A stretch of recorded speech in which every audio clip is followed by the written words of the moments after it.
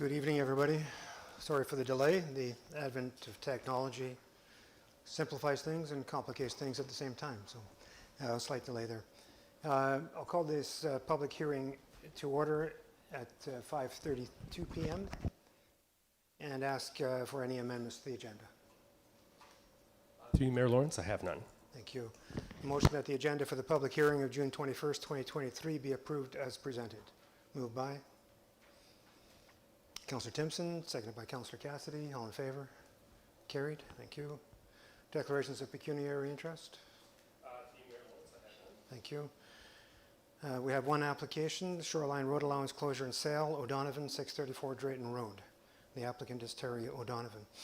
This public hearing convened under the Municipal Act 2001 to close part of a road allowance at the location described below, pursuant to Sections 8 and 9 of the Municipal Act 2001, to authorize the sale of the lands to the owners of the abutting lands. The subject lands are legally known as Range 6, Part Lot 1323R, 6985, Part 1, Remainder Parcel 17117. The subject property is locally known as 634 Drayton Road. The planning coordinator will confirm how the notice was served to advertise to the public. Lawrence, notice was circulated to internal staff and external bodies by email. Notice was also advertised in the Sioux Bulletin and on the municipal website and in our social media, sent by mail to the abutting neighbors and various agencies, and signs were also posted at the property entrance. Thank you. The planning coordinator will provide a summary of the application. Through you, Mayor Lawrence, a request to purchase the unopened Shoreline Road allowance abutting the property known locally as 634 Drayton Road was submitted by the property owner, Terry O'Donovan. The intent of the application is to acquire the subject lands to add to the existing property. The portion of Shoreline Road allowance that abuts Mr. O'Donovan's property has not been opened as a municipal highway and so provides no public or emergency access to the surrounding lands. If this area was sold, adjoining landowners would not be deprived of access to their properties. An administration fee of $1,250 has been paid by the applicant. If the application is approved, the purchaser is responsible for all survey costs, legal fees, and registration costs. In terms of land purchase price, the tariff of fees recommend that fair market value be applied if the addition results in a significant increase in value for the upland parcel, or a $1,000 flat fee plus HST. Council has the option to require a market value appraisal to establish the price or charge the flat fee. Staff are recommending Council charge the flat fee of $1,000 plus HST, as the additional land is unlikely to add significant value to the property. Thank you. The planning coordinator will read any correspondence received from government agencies and municipal staff. Through you, Mayor Lawrence, we did receive comments from the Ministry of Natural Resources and Forestry. Their comments are as follows. The subject lands are located on patent property inside the municipality of Sioux Lookout boundary. There are no known active or proposed forestry harvest blocks in the vicinity of the subject lands. The potential fire hazard for the subject lands is considered low. The proponent should be aware that permitting and authorization will be required for development of the shoreline. Additional permitting may be required for development of the property. The proponent may have to identify potential impacts and mitigation measures to avoid impacts to terrestrial and aquatic life and habitat. If the proponent is required to conduct any shoreline work below the high water mark or in water, they must contact the Sioux Lookout Work Center of the Ministry of Natural Resources and Forestry to obtain a work permit. Overall, they have no issues or concerns with the application other than those comments. And no other comments from agencies or staff were received. Thank you. The planning coordinator will read any correspondence received from the public. Through you, Mayor Lawrence, we did not receive any comments on this application from any members of the public. The applicant or a representative is invited to speak to the application. Is the applicant here or a representative of the applicant? Seeing no one. Questions from members of council? Sorry, questions, from members of council first. Councillor Timpson. I just was curious to know that M&R had commented on this in the past. I've never heard them I've never noticed that they have made comments. Is there anything different about this area? Through you, Mayor Lawrence, no, as far as we're aware, there's nothing different. The MNRF has recently gone through a little bit of jurisdictional change in their organization and where comments are coming from, and I think they've simplified their processes a little, so things are going to the same person more frequently. So we're seeing a little bit more consistency in the comments that we're receiving from them, but based on what they submitted, there's nothing unique or that they're concerned about in this area.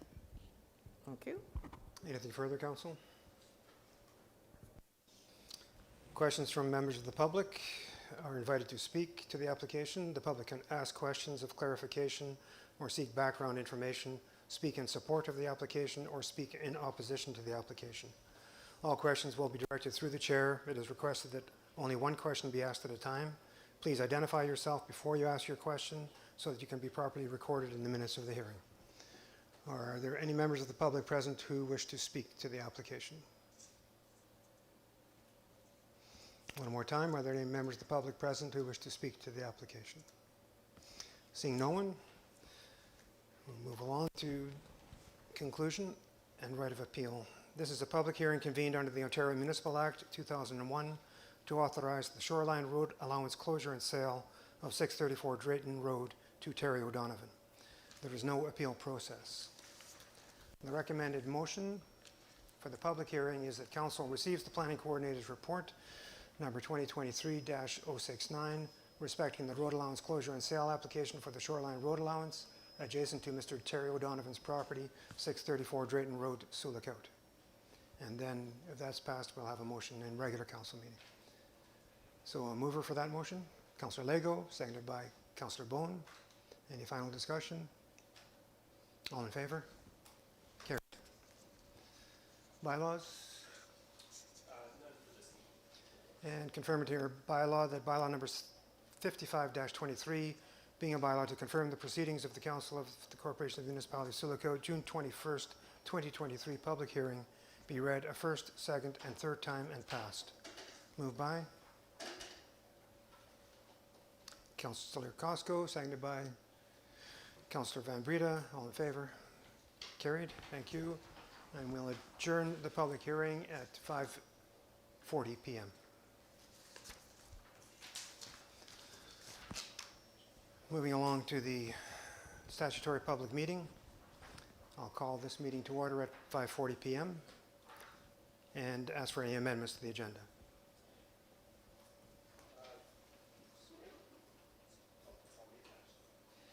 Through Mayor Lawrence, no, we don't have any amendments to the agenda. There was a secondary subdivision application which was removed from the agenda earlier today, so that's not there this evening. So that the agenda for the statutory public meeting of June 21st, 2023 be approved as presented. Motion moved by Councillor Cassidy, seconded by Councillor Bone. All in favor? Carried. Thank you. Declarations of pecuniary interest.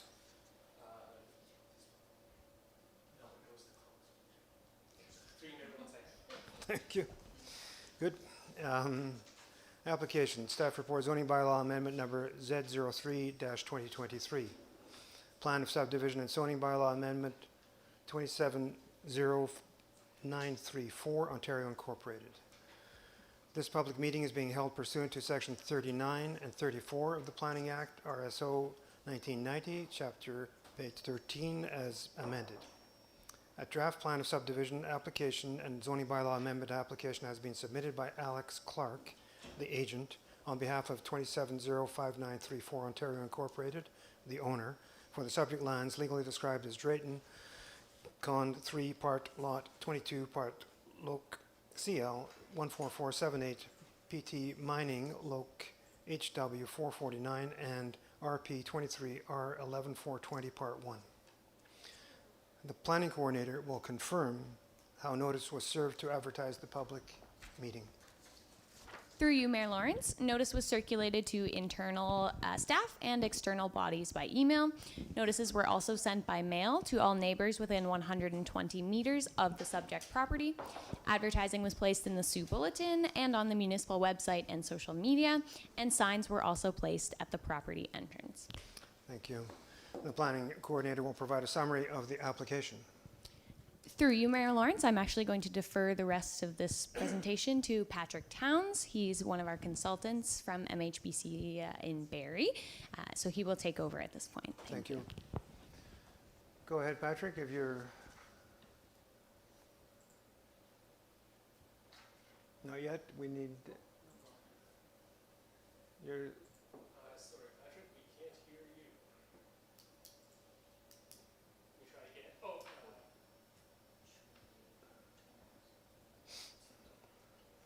Not yet? Not yet?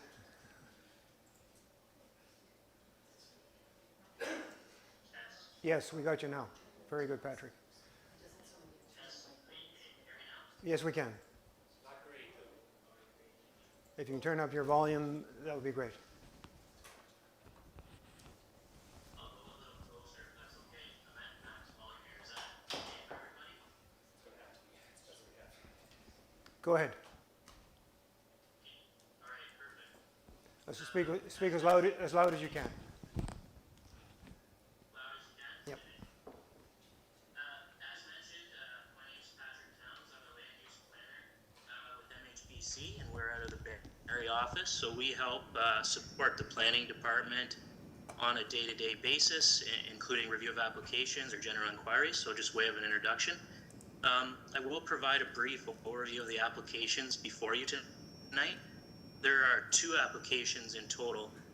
As mentioned, there's a plan of subdivision application, and that application is to create a total of 15 residential lots on the site. Patrick? The site's generally located. Sorry. Yep, sorry. Okay, we're good with this? I think so, yeah.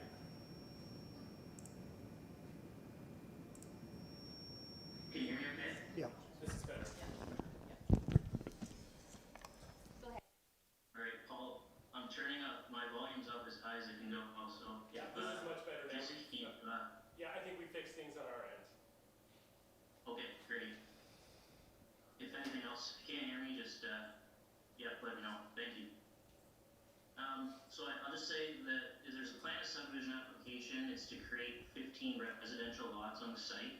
The site's generally located between Highway 72 and Pelican Lake. The zoning bylaw amendment is the second application. It's to recognize the proposed shoreline residential lots that are proposed and to implement some site-specific zoning information and requirements that came out of the technical studies that were prepared by the owner and their agents. A new municipal roads proposed to provide access to these new lots on the site off of the highway. Proposed block 16 on your draft plan, you should have a copy in front of you. That's the existing pit area. The pit's to be decommissioned after the road and the lots are prepared for development. And then blocks 17 and 18 are along the road, and those are to serve as vegetated buffers between the proposed residential use and the highway. The planning report before you, it provides a fulsome review and summary of the relevant policies. Those are contained within the Planning Act, the Provincial Policy Statement, and the municipality's official plan. And it also includes the reference to studies that were prepared by the proponent. One addition to the planning report, you may notice it looks a little bit different than others and a little more detailed. There is a section that applies within the Planning Act specifically for plan of subdivision applications, and that's been added and considered through this review. And just way of an overview, the standard process for a plan of subdivision application is that council approves what is called conditions of draft approval. Those are before you tonight. Those conditions include recommended wording or requirements that are to be implemented into a subdivision agreement, and those come out of comments that are received either from internal departments in the municipality or external agencies. So, for example, Bell Canada commented on this plan of subdivision, so there's conditions contained within there to address their comments if they are the selected service provider. But at the end of the day, the majority of conditions are simply that the owner enter into a subdivision agreement with the municipality, and that's to ensure certain items are completed.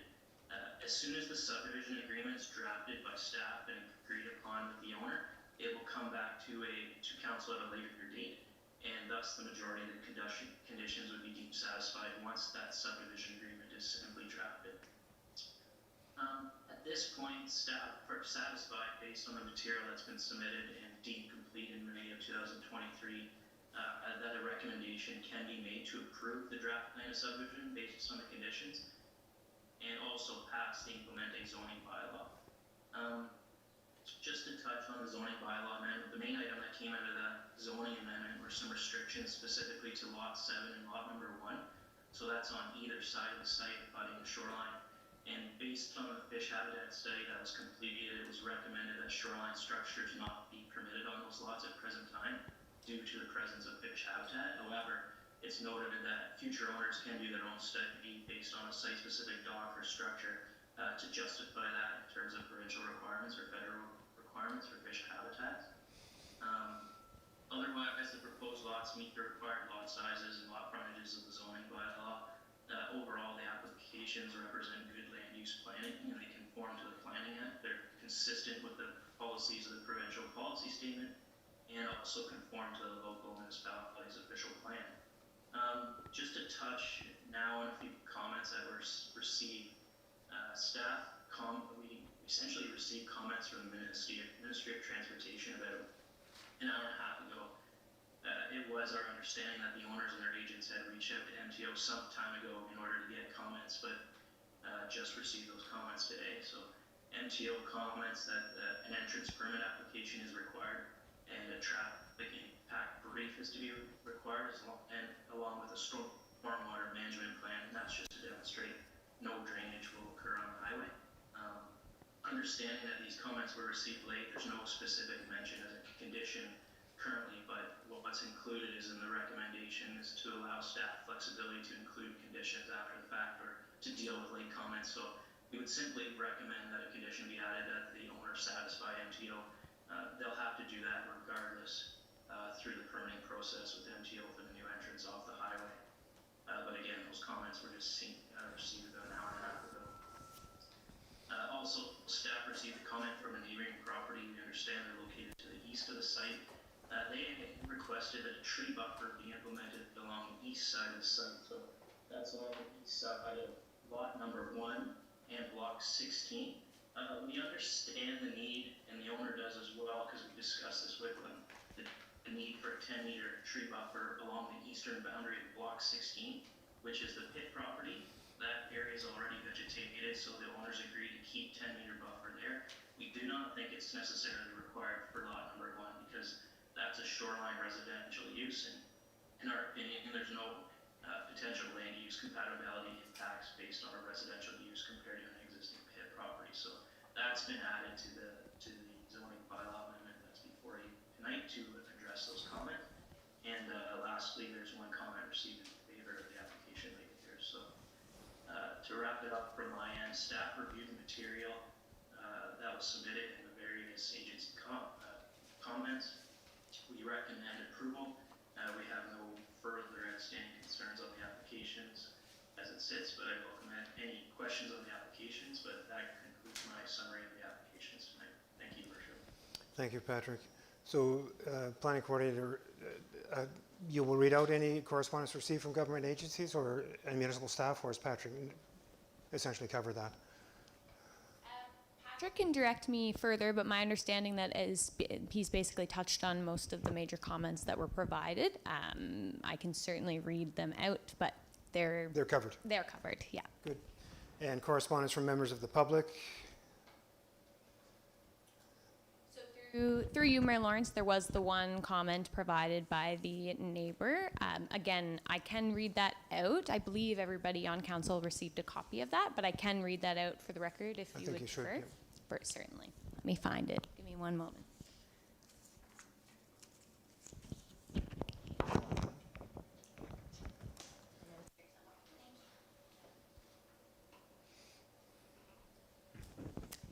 Thank you. Through you, Mayor Lawrence. So we received a comment from Alan and Paula Pizio, and it reads, Dear Ms. Bartman, while we have no objection to the zoning bylaw amendment application Z03-2023 and draft plan of subdivision application SO1-2023, we wish to bring to your attention the treed buffer that was put in place for the portion of land known as Wayside Pit or Quarry, namely part of Lot 22, Concession 3, CLS 97989, parcel 15588 in May of 2009 for a 3-year period and extended in 2012 for a further 3-year period ending in 2016. Site development plans attached. We are requesting the original buffer on part of Lot 22, Concession 3, pin 42042-1279 be maintained and extended to Pelican Lake on RP 23R11420, Part 1, pin 42042-1254 to support the aesthetic value of the forest. We wish to advise and present documentation, if necessary, at the public hearing on Wednesday, June 21st, 2023 at 5:30 p.m. in council chambers at the municipal office. Sincerely, Paula Pizio. Thank you. The applicant or a representative is invited to speak to the application. Is a representative here? No, are you representing the applicant? You'll be next. You're coming. Sorry. Is there an applicant? Please step forward and state your name.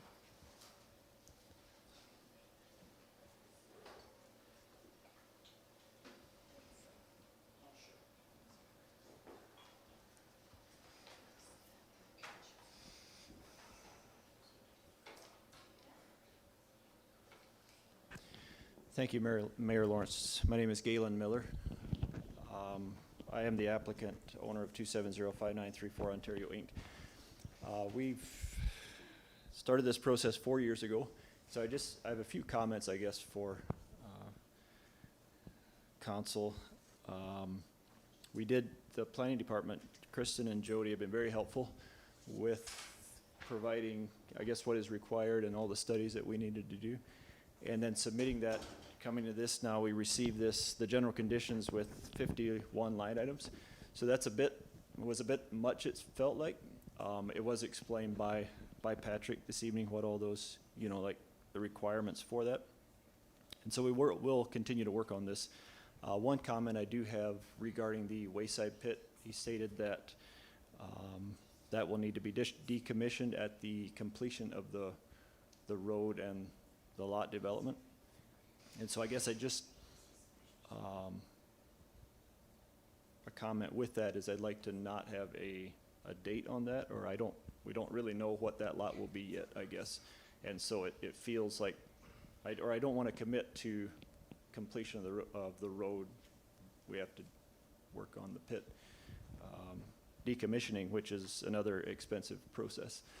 So as a community member and small business owner, there's a lot of expense that goes into getting to today.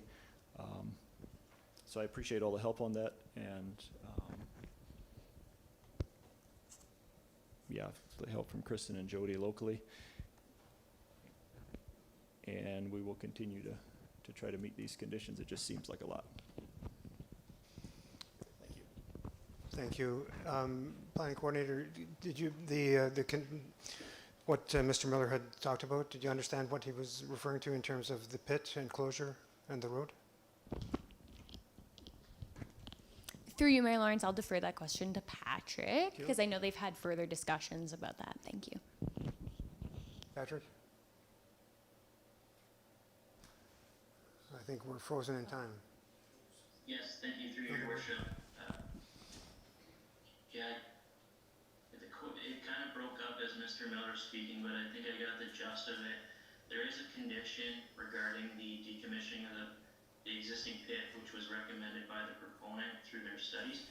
I think there's flexibility to work with Mr. Miller and his agent through the preparation of the subdivision agreement for agreeable wording in terms of timing or no timing there, but the conditions there just to satisfy that requirement. But I agree that staff can work with Mr. Miller to come up with an agreement on an appropriate wording of the subdivision agreement to deal with that. Thank you. Mr. Miller, can I just, is this your, have you developed other subdivisions before? Not locally. Sorry. Not locally, thank you. And I would also refer to my Alex Clark with any further comments regarding this. Your representative? Sorry, my representative, Very Alex good. Clark. Is Mr. Clark, here he is. any comments?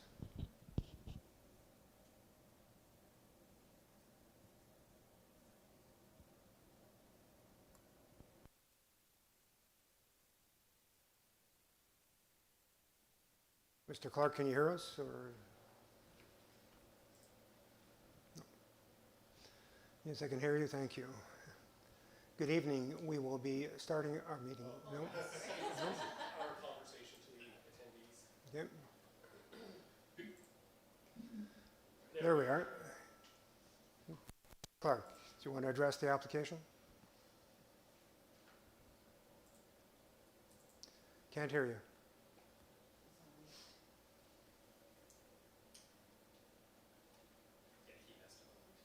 Oh, you're unmuted? Sorry, you're muted, Mr. Clark. So can you unmute? Sometimes pressing the space bar works. I can't hear you, Mr. Clark. You're still muted at your end. Either there's an icon with a microphone on it. You can. There you go. We can. Galen, can you please backtrack a bit and ask your question again? I'm having difficulty with the video feed and audio feed at this end. So my question was in regards to the statement by Patrick regarding the decommissioning of the Wayside Pit, the lot containing the Wayside Pit. I would request that we not put an end date on that. It was stated that it'd be upon completion of the road, and I would like that to be more open-ended and be able to work with the planning department once we get to that point.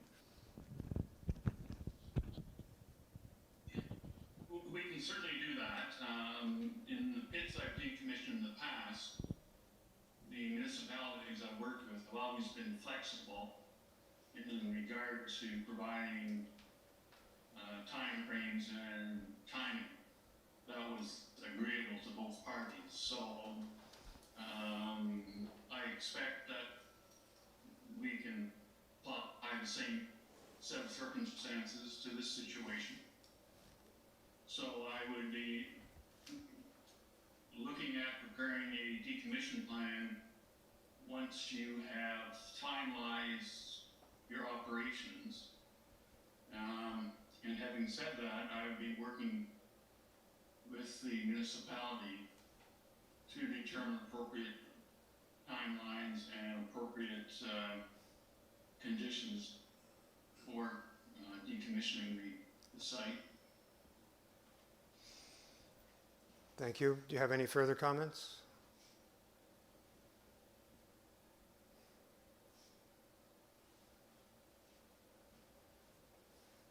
Mr. Clark, any further comments on the application?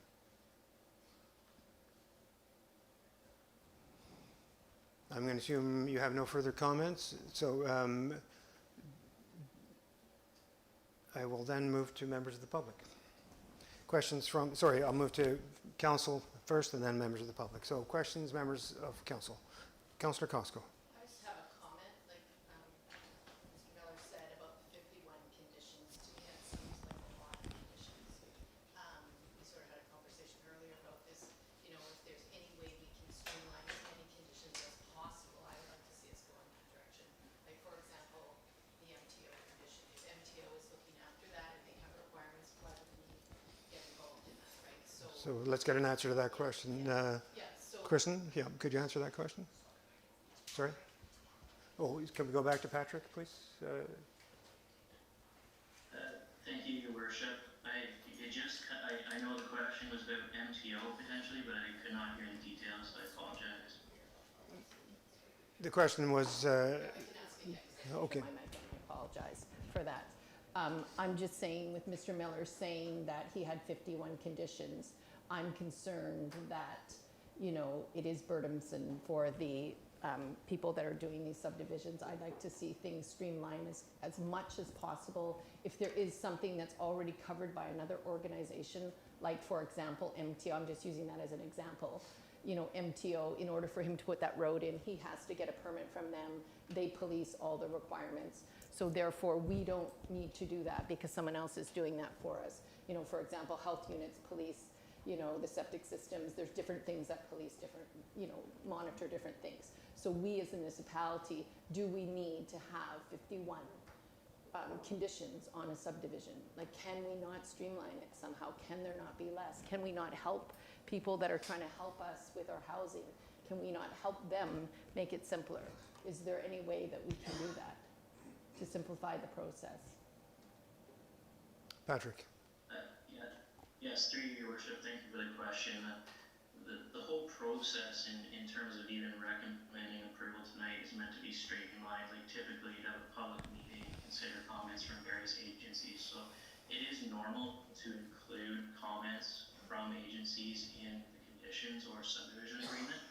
Whether that's a condition or not, it would not affect timing in any way for that specific condition. The owner would have to get approval from MTO before the road entrance is constructed on the site. And all it would simply say in the subdivision agreement is that the owner must satisfy MTO requirements. So it does not really delay the process in any way. It just ensures that there's an agreement in writing that the municipality is protected in the event it ever wasn't completed, for example. But again, MTO would not permit that road without permits in place regardless. So in that specific case, we would just simply recommend a condition, but at the same time, it would not affect, in that specific instance, not affect any timing associated with actually constructing the road. So I mean, we're looking at approving a subdivision that has access from the highway. And if we're approving the subdivision, we just want to make sure that the developer is going through all the processes to get MTO approval. On our condition, it's just a check mark that that developer then just goes through with MTO in the normal way. That's correct, Your Worship, through you. The conditions are, the majority, again, 95% are simply satisfied when the subdivision agreement is entered into. So the subdivision agreement is something between the owner and the municipality that says what the owner has to do. And that's all it is. It protects the municipality, and it does not necessarily, for some items, hinder any timing. Thank you. Further questions from council?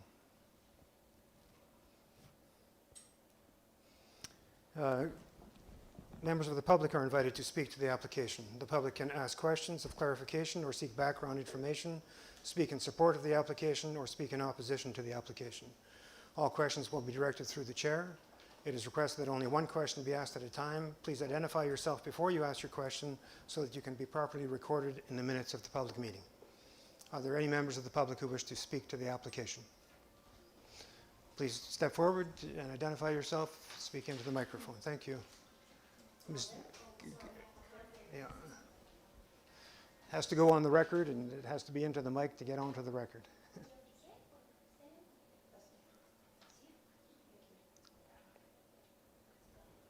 My name is Paula Pizio, and I'm speaking to the buffer of that property. Many years ago, when the pit was commissioned for the purpose of, thank you, for the purpose of helping with Mr. Nisley's subdivision, he had to put a 10-meter buffer around his entire property, and then further a 15-meter setback as well, treed buffer. So I asked that the 15-meter setback treed buffer be still in place, and I received today, excuse me, I received an email today from a Shane Connors. I believe he works with your planning board, and he said a 10-meter wide vegetative buffer, and there's a big difference between a vegetative buffer and a treed buffer. And I think because the pit is quite steep, that if all you're going to have there is grass and weeds and wildflowers, I don't think it's going to hold back the property of the adjoining. So I would like to see it at least the 10-meter wide I would at least like to see the 10-meter wide buffer stay in place, not 10-meter vegetative. Thank you. Thank you. Are there any other members of the public who wish to speak to the application? Last time, are there any other members of the public who wish to speak to the application? Seeing none? Mayor Lawrence, it's Hello? Please, Mayor Lawrence. yes. Daryl Morgan here on I'm zoomed in here. The audio was very difficult to hear from the council chamber, but I just wanted to speak out and acknowledge Galen's proposal and support it. But I'm also going to suggest that the number of conditions that are placed on plan of subdivision approval at this level, to me seems not very commonsensical. If these kind of conditions need to be addressed in the plan of subdivision, it should be in the agreement and not at this table or at the political level. It should be with administration. And I just think council needs to address that. And for that reason, I asked to have my plan of subdivision removed earlier today. I'll address that, I guess, in the coming months. But delays like that, I think, in the development, in the community, Patrick may say that it does not affect timing, but I can tell you that it does. Every condition that needs to be satisfied in the plan of subdivision takes time, and I would encourage council to do whatever they can to reduce the red tape, speed up the process, and get these things done on a more timely basis, that development can take place. You've got local developers that want to do things in the community, and it appears that things like this just impede our ability to get things done. And I don't think it's reasonable, and I really believe that something has to change in terms of the process. I know previously I had letters from the municipality that indicated that I think it was 12 or 15 steps of items that need to be checked off through the process. And quite honestly, I was shocked to see 39 conditions attached to my plan of subdivision. Even more so shocked to hear Galen has to address 51. And I think if things have been addressed and met and the documentation's been submitted, I see no reason to have those conditions attached to the zoning bylaw that has been put forward in the documentation that came from Patrick to approve, or not approve, but put forward a draft approval. That's all I've got to say. Thank you. Are there any other members of the public who wish to speak to the application? And finally, one last time. I see nobody. So we will now move to the conclusion of the meeting. This concludes the public meeting regarding the zoning bylaw amendment number Z03-2023. If any member of the public wishes to be notified of the decision of council in respect of the application, you must make a written request to the planning coordinator.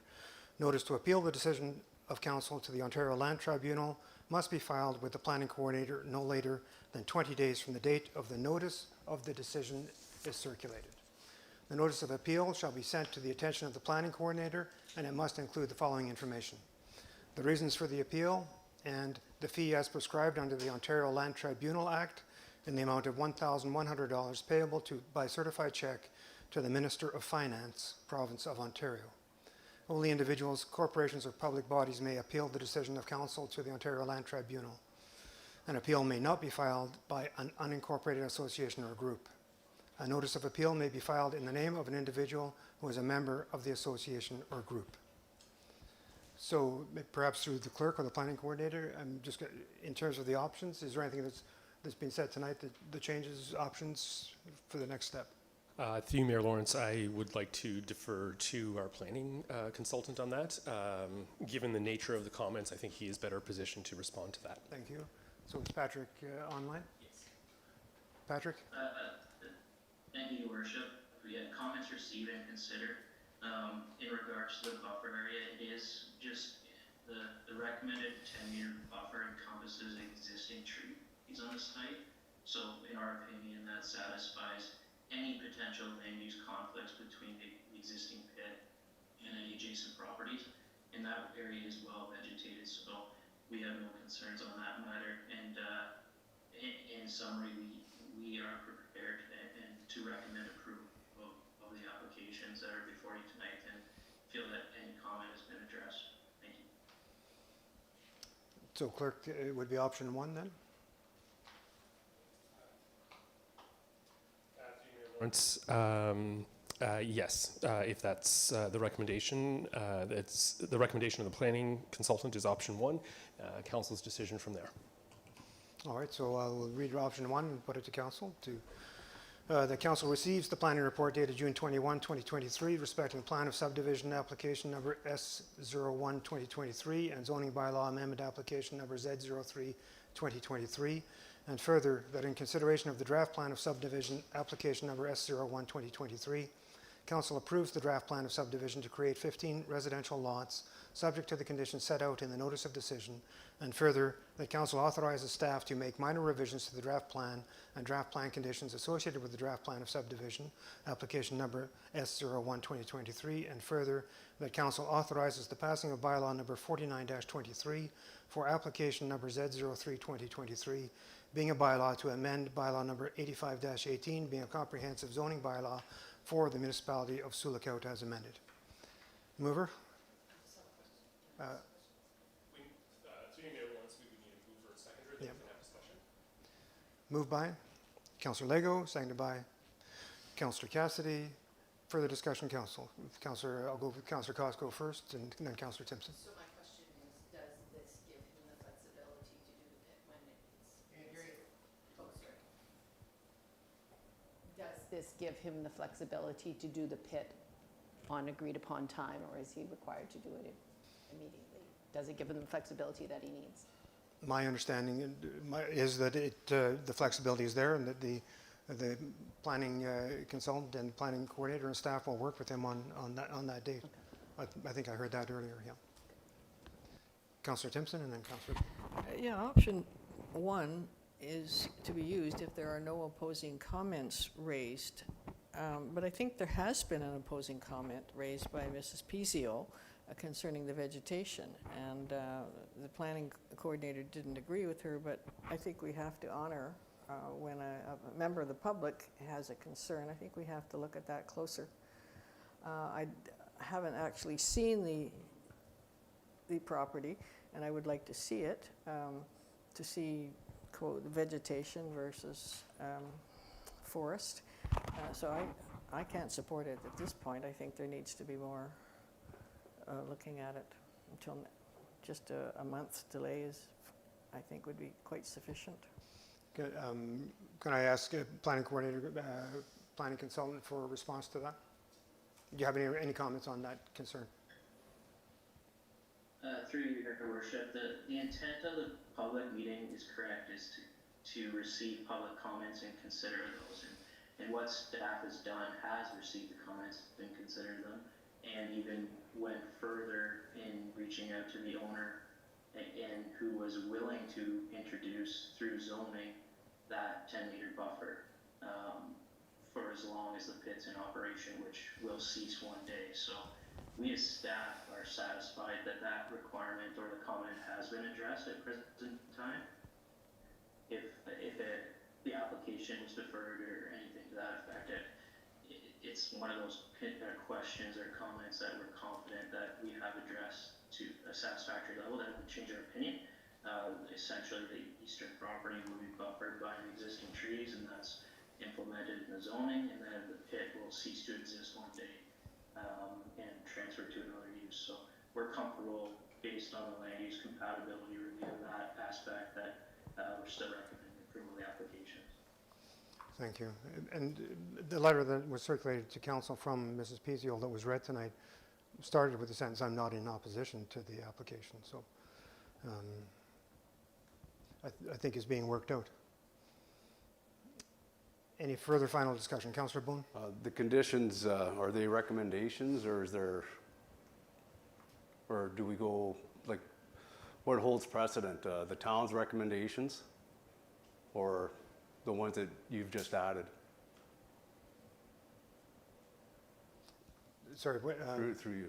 sorry, could you clarify the town's recommendations? Well, the town has, there's 17, I heard tonight that there's 17 recommendations, or it used to be 15 or 17, now they just added a couple days ago these extra recommendations So for the subdivision. So the subdivision agreement is through the Yeah, municipality? but I should say the conditions.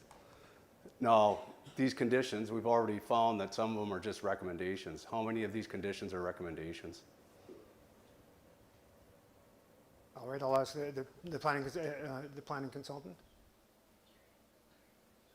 Through your worship, the conditions are simply that they're satisfied when the majority of the subdivision agreement's completed. I don't understand the gist of the question, but hopefully just in general process, the conditions are established, they've been circulated to the owner and the agent agreed upon, and they'll be implemented into the subdivision agreement, which hopefully will come back to you very shortly. And again, the majority of the conditions are simply satisfied when the appropriate wording is agreed upon with the owners. So that's the next step, is the subdivision agreement, and then after that, the owners can get a building on the site. Does that answer your question? Yes. Any final comments, discussion? Councillor Timpson? Just concerning the, I'm really not clear on the recommendations versus requirements and the barriers that Mr. Morgan has addressed. Is there a way that we can, I guess, for Mr. Miller to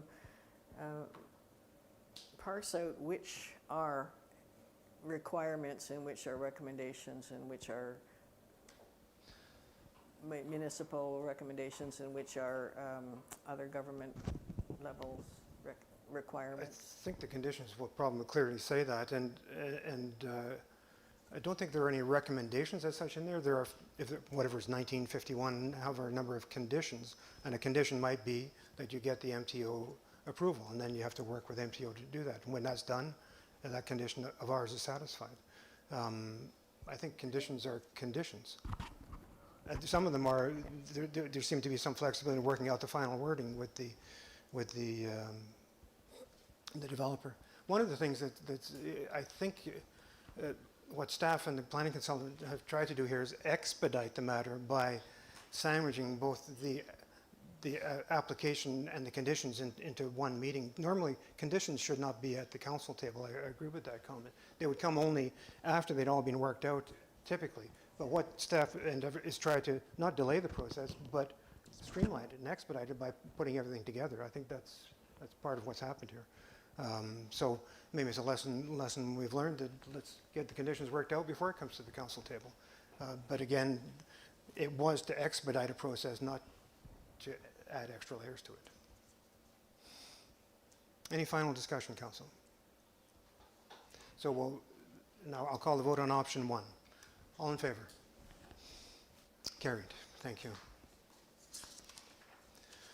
Bylaw number 56-23, being a bylaw to confirm the proceedings of the Council of the Corporation of the Municipality of Sioux, June 21st, 2023 statutory public meeting, be read a first, second, and third time and passed. Moved by Councillor Van Breda, seconded by Councillor Cosco. All in favor? Carried. We will adjourn the statutory public meeting at 6:20 p.m. Thank you. And will that appear now in the regular council meeting tonight as a bylaw? Yep. Very good. Thanks, everybody. We'll now start I'll call the meeting to order, the regular council meeting for June the 21st at 6:21 p.m. Clerk, are there any amendments to the agenda? Through you, Mayor Lawrence, yes.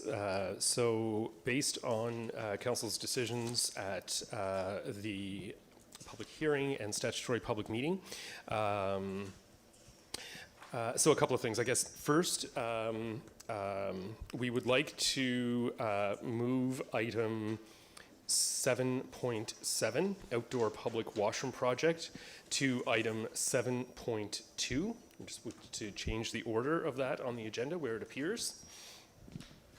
And additionally, council may wish to add item 7.8, which is shoreline road allowance closure and sale for O'Donovan, and item 7.9, plan a subdivision and zoning bylaw amendment for 2705934 Ontario Inc.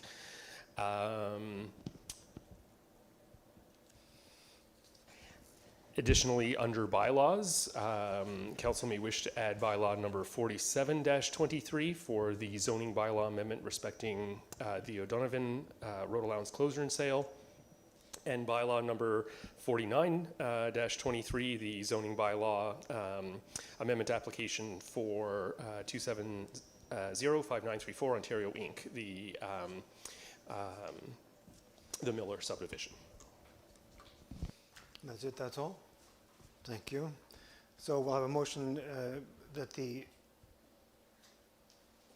agenda as amended be adopted for June 21st. Moved by Councillor Van Breda, seconded by Councillor Bone.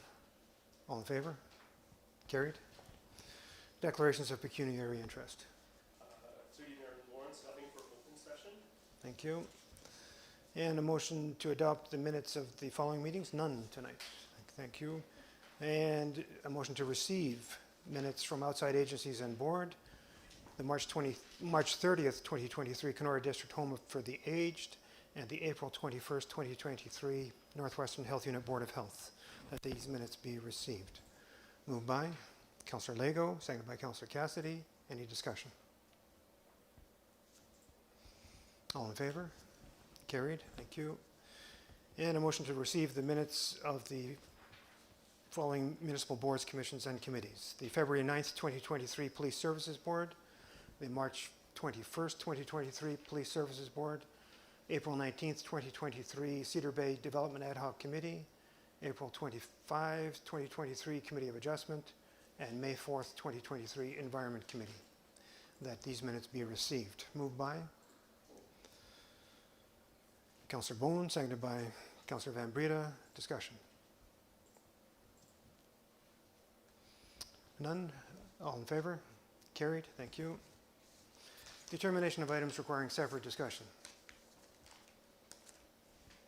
7.1, Fleet Management Program. This is actually, is anybody here to present on this? So we will lift this. Thank you. And 7.7 or 7.2, if I can call it that now, Outdoor Public Washroom. Are we lifting that, Council? All these fine people have come to, we better lift it at least. Item 7.2, Tourism Diversification Infrastructure Enhancement Study. Councillor Costco. Item 7.3, Heritage Culture and Tourism Intern. Councillor Van Breda. Item 7.4, Municipal Operating Budget to Actual. Item 7.5, Arena Roof Shingle Replacement. Shingle replacement, not single replacement. 7.6, removal of H holding symbol on Bigwood Estates. Councillor Costco. 7. Nope, we've done that already, and I don't think we'll be lifting 7.8, the shoreline bylaw, or 7.9, the zoning bylaw. We'll do that through the, unless, good. So the lifted items are 7.1, 7.7, sorry, it's confusing, but 7.7, 7.2, 7.3, and 7.6. Fair enough. So the motion to adopt the items not requiring separate discussion, that would be items 7.4, 7.5, 7.8, and 7.9. Moved by Councillor Cassidy, seconded by Councillor Costco. All in favor? Carried. Thank you. We will now move to our delegation.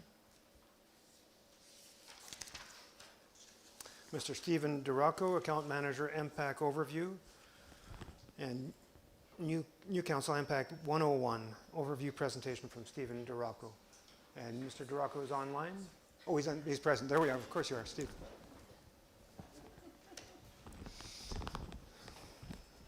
Sometimes I'm really loud, so I might not need a microphone. It's better if you do. Oh, it's for the, okay, sorry about that. Alrighty.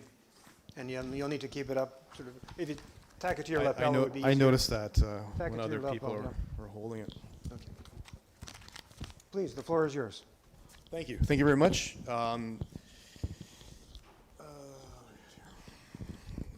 Your worship, council, thank you for letting me, giving me this opportunity to speak. Normally I try to do this presentation, it's a council orientation presentation. Normally I try to do this shortly after councils and mayor are elected, but it sort of got away from me. I was doing other council meetings and it's hard to plan since a lot of municipalities have their councils on the same night. Anyway, my name's Stephen Duraco. I am an account manager with the Municipal Property Assessment Corporation. I have been with MPAC for around 25 years. Don't do the math on my age. But anyway, a very belated congratulations to all councillors and mayor on your worship on your elections. I do look forward to working with you throughout 2023 and beyond, whether you're a newly elected or a seasoned official.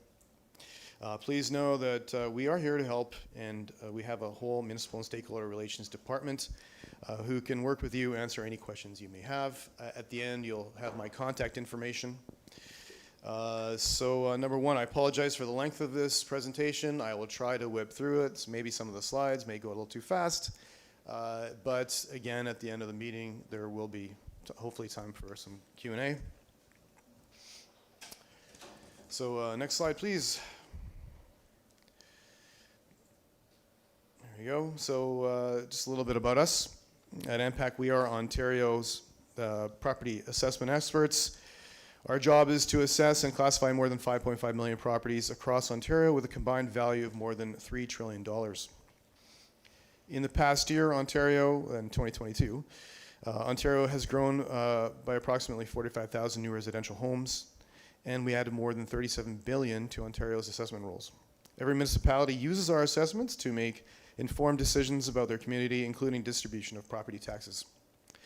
Ontario's property tax system and these assessments generate approximately $30 billion in tax revenue annually. Next slide, please. Yes, thank you. Just want to talk about the key players in the assessment, property assessment and taxation system. And all of them have a different role to play in the interest of this process. As for the provincial government, specifically the Ministry of Finance, it is responsible for setting the assessment and taxation legislation and policies. They also determine the education property tax rate. There is also an independent body that adjudicates MPAC's assessed values through the Assessment Review Board. This also falls under the jurisdiction of the province with Tribunals Ontario. When we talk about MPAC, we are an independent not-for-profit corporation funded by all Ontario municipalities. Our role is to accurately assess and classify all properties in Ontario. We do this in compliance with the Assessment Act and regulations set by the Government of Ontario. We are accountable to the province, municipalities, and property taxpayers of Ontario through a board of directors. It's comprised of municipal and taxpayer representatives appointed by the Minister of Finance. There is another level to MPAC that we usually don't talk about, but we do have an office of the Quality Service Commissioner. So they report to the MPAC board, they complete reviews, they provide recommendations and technical advice to the Quality Assurance Committee on quality measures related to assessment and classification. The municipalities, as far as municipalities are concerned, they determine their budget requirements, set tax rates, and collect property taxes to pay for municipal services. Municipalities use our assessments and they establish tax rates to distribute their tax requirements to taxpayers, ratepayers. And finally, property owners, they pay the property tax bill, but they also help set the market value through ongoing property purchases and sales. And that we use in our analysis. Maintaining Ontario's property database. As you can imagine, we do have a very large database, and maintaining it is extremely important. Property data is continuously updated so that municipal records are accurate when our municipal stakeholders are making important tax decisions. Maintaining Ontario's property database includes inspecting and assessing new construction, additions, and renovations in a timely manner. Responding to property owner inquiries and working with them to help them understand their assessments. We support through municipalities through ongoing support with our local, our service level agreement, our data sharing and agreement that's coming out this year. Municipal Connect, which is our application portal that municipal staff use. It's their primary source of assessment-related information. We do work collaboratively as well on projects like digital building permitting through municipal liaison groups. I believe Sioux was part of that, or they may still be. We do have important statutory duties such as handling requests for your considerations and maintaining people data by tracking school supports for over 5.5 million properties. I want to talk about the reassessment for a second, and I will touch on this later in the presentation. The reassessment that was scheduled for 2020 was postponed by the province to provide stability and certainty to Ontarians and to enable municipalities to focus on responding to the challenges posed by the COVID-19 pandemic. As a result, property assessments continue to be based on the legislative valuation date of January 1st, 2016. This should not have a negative effect or a negative financial impact on municipalities, as MPAC does continue to maintain and update the assessment role to reflect changes such as new construction or improvements to property. And again, for new buildings and structures, MPAC does determine a valuation date of January 1st, 2016. So anything built now or renovated now, it has a value dating back to what it would be worth on January 1st, 2016 until the assessment update is announced and MPAC delivers those new values. Next slide, please. Talk about current value assessment briefly. CVA, as it's known, Ontario's property tax system is based on everyone paying their portion of what it costs to deliver community services. To do this, all properties are assigned a value at a common valuation date noted in the prior slide of January 1st, 2016. This principle is called current value assessment. This is the price a property might reasonably be expected to sell for if sold by a willing seller to a willing buyer after appropriate time and exposure on the market. This slide explains what happens when there is an assessment update called. It shows a link between a chosen valuation date and the mailing of the MPAC property assessment notice, the phase-in, which is the bringing of new assessed value of a property into effect over a period of time. The phase-in program was introduced by the province to provide an additional level of property tax stability and predictability. When properties experience a market increase in assessed value between assessment updates, the increase is phased in gradually over 4 years. Assessment decreases, however, are applied in the first year of the assessment cycle.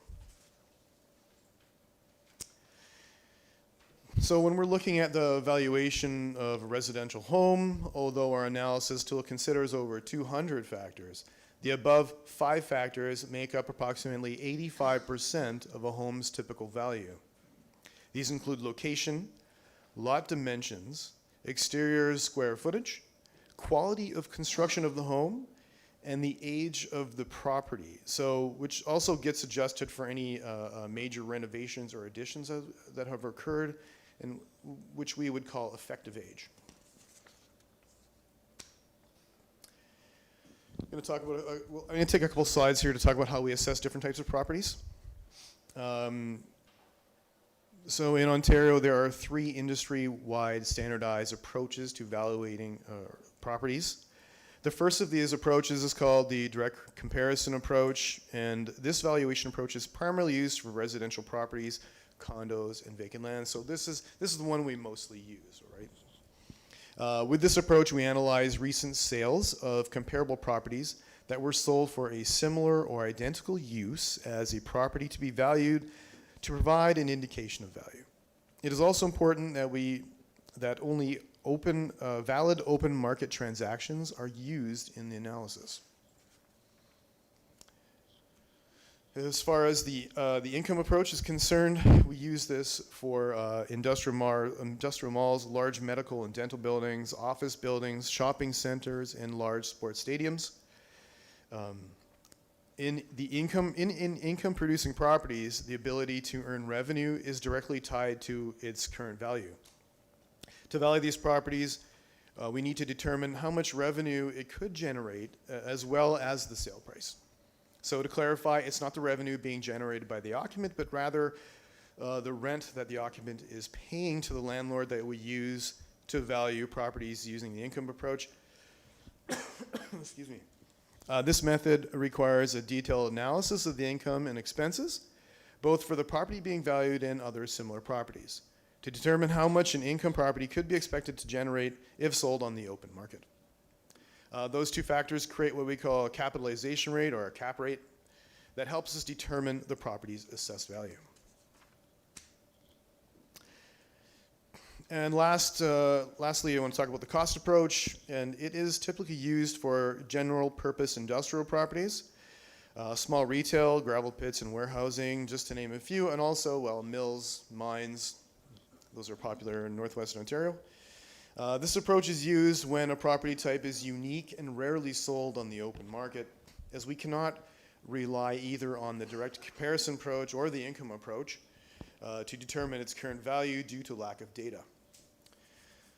So the cost approach is a three-step process. First, we calculate the cost of replacing the buildings, the structures, and other accessible fixtures to the land. We call this the RCN, cost reconstruction new.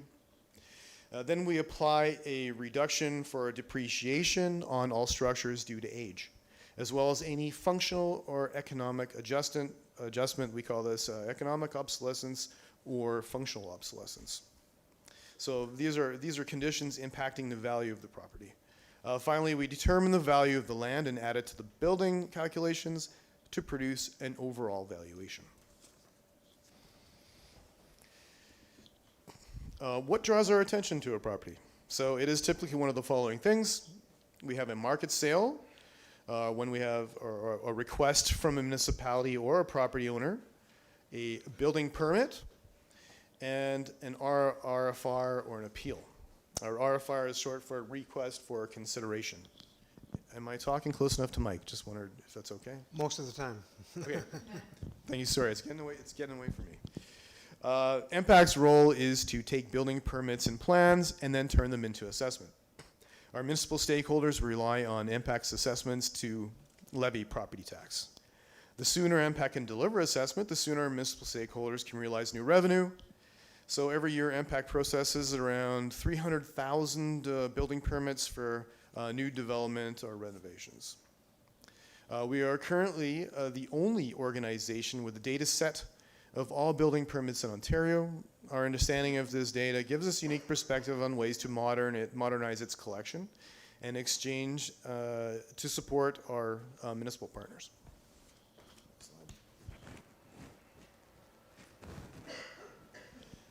As far as resolving assessment concerns, after we assess a property or a change in assessment, we mail the property owner a property notice, property assessment notice, and sometimes owners do not agree with their assessed value. A property owner might connect with a municipality or impact and to let us know that they disagree with their assessment, but it's important to remember that the property assessments are not taxation. So the property owner must understand a few things. Number one, could they have sold their property on January 1st, 2016? Obviously, a very important piece of information is the valuation date, right? We have to go all the way back to January 1st, 2016 for that assessed value. Number two, have they visited About My Property to review the information MPAC has on file regarding their property to ensure it's correct? So we can correct any factual information about the property. And number three, have they used About My Property to conduct a comparable research on assessed values in the areas? It's very important to maybe direct a property owner to About My Property with a wealth of tools on there, videos and information on how we assess property. And they can also look at a map that shows their property with values of properties of similar properties surrounding them. And if a property owner still disagrees with their assessment, they do have the option to file a request for reconsideration. That is also done on the About My Property website, or they can call MPAC. We will review it free of charge. There is also the ability to file an appeal with the Assessment Review Board, and for residential property owners, that must be, a request for reconsideration must be done prior to an appeal. So the fastest way to start a review is by filing an RFR on About My Property. We can find this on the mpac.ca website as well. So I just want to spend a moment to address the relationship between property taxes and assessment. Assessments distribute taxes. They do not determine the taxes paid. When a province-wide assessment update occurs, the most important factor is not how much the assessed value of a property has changed, but rather how the assessed value has changed relative to the average change in the class in that community. This concept is explained in a recent MPAC toolkit that was shared with municipalities. Next slide, please.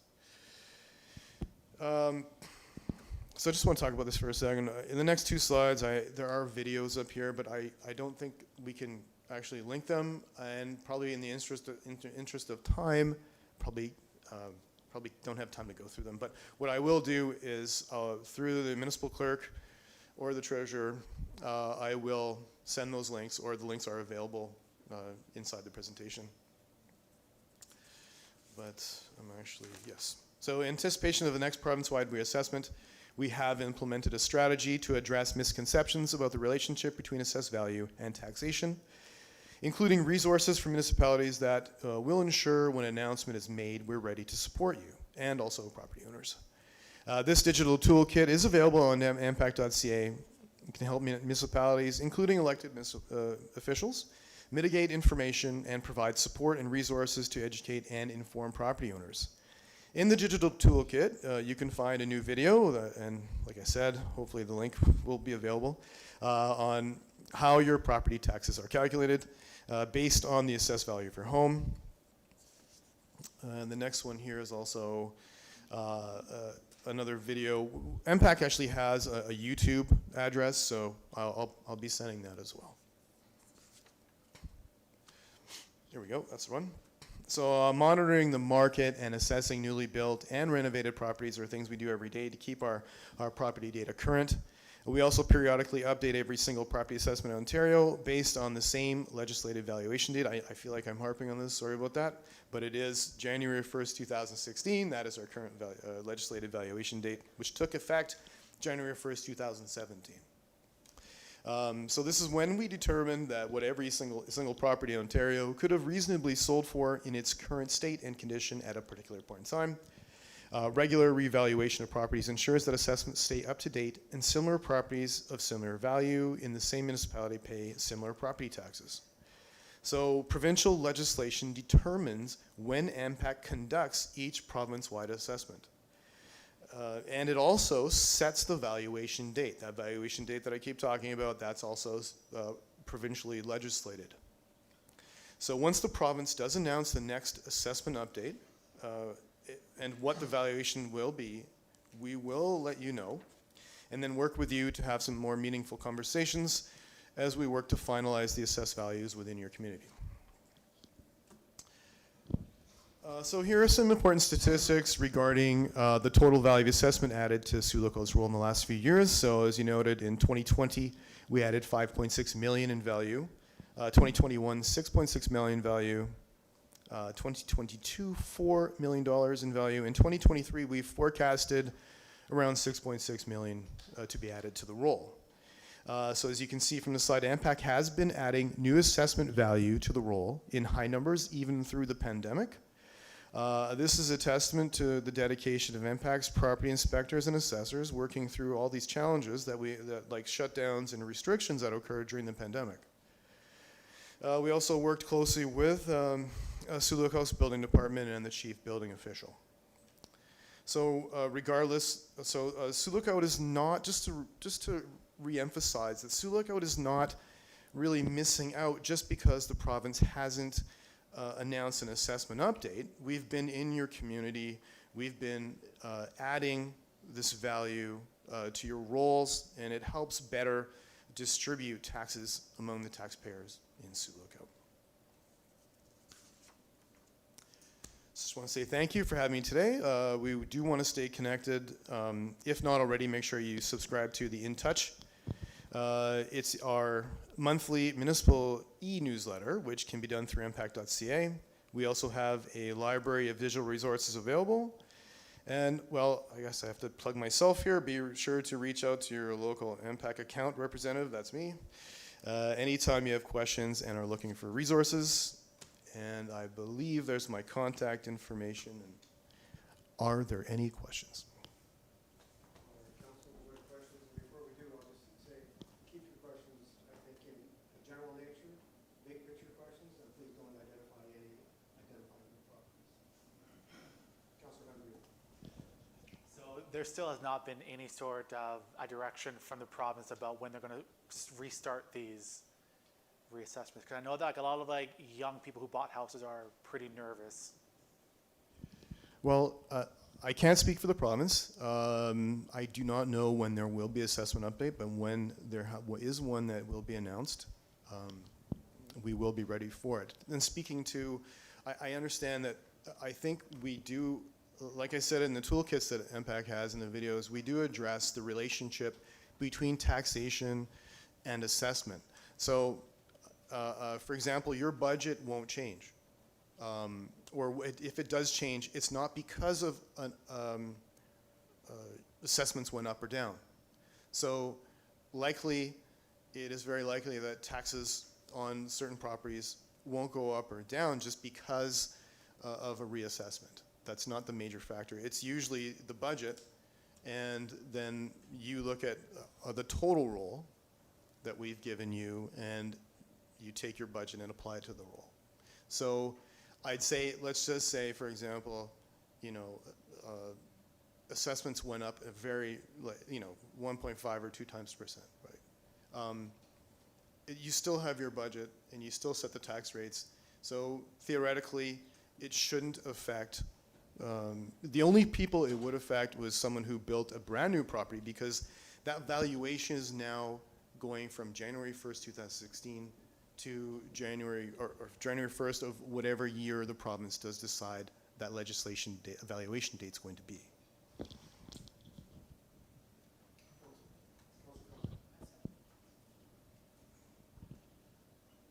Where are you located in Thunder Bay? Yes, I am out of Thunder Bay.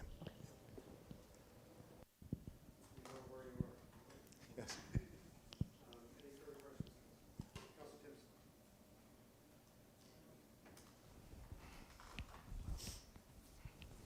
Yeah, just a question on the, one of the slides, just 3 or 4 up, on the new assessment and the increase. Yes, that one there. That seems very low to me, because in about 2022, 2021, prices just skyrocketed in Sioux Lookout, and the 5.6 million to 6.6 million, that seems very. I would expect that the 2023 would be almost double that 6.6 million, given Okay, the way, given the sale of houses in the last 2 years. Through your worship, I think maybe I didn't do a good enough job explaining this slide. So this is the value of new construction and additions that we added to the roll. So it's your roll plus this new value. So the new value is also based on a valuation date of January 1st, 2016. Please, you have to remember that as well. So any new house, new commercial building, new garage would be based on that valuation date. And to be honest, the additions, this is actually, Sioux Lookout was ahead of a lot of other municipalities with adding a lot for these years. adding this much value to the roll. So it's added to the entire roll each year. So like, for example, 2023, we do a forecast, and right now we're forecasting based on, building permits that we received and maybe some historical value that we are hopefully able to add 6.6 million to the roll.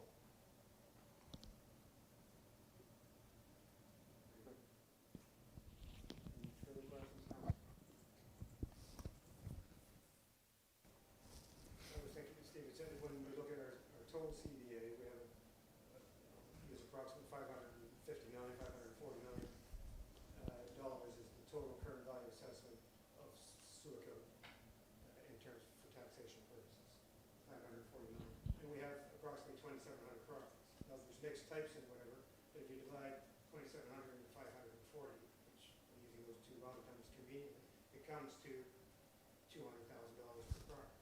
And that's when you look at when we go through our taxes, the treasurer always comes up with here's the median value assessment for the properties. I think the last tax year was 180,000%.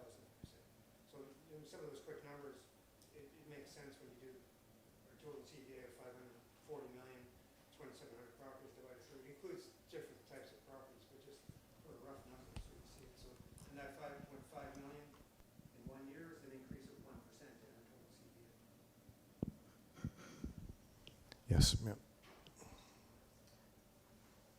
Any further questions or comments, guys?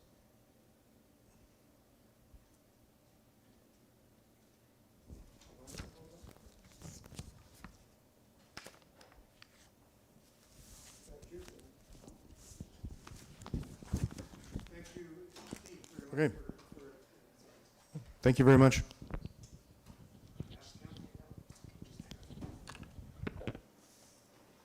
All right, Council, we will now move to the consideration of items requiring separate discussion. And item 7.1, and Clerk, you can help me here, we have somebody coming online for this? All right. Through you, Mayor Lawrence, we have Chris online to help answer any questions that council may have in regards to the fleet management program. Very good, thank you. So we'll...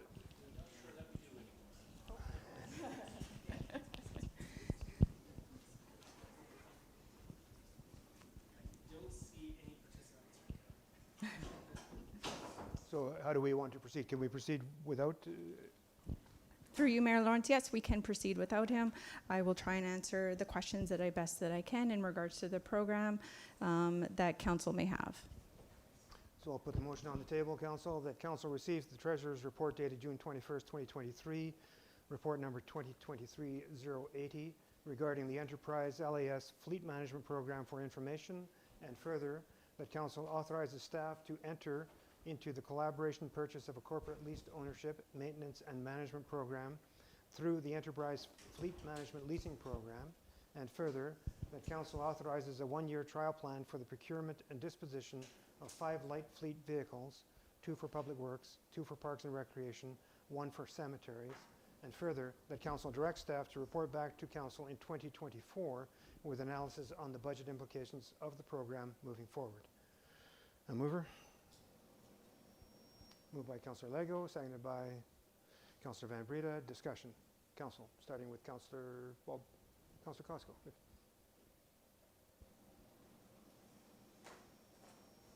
If I understand this correctly, so what you're going to do is you're going to be leasing the vehicles and maintaining them through this organization, is that correct?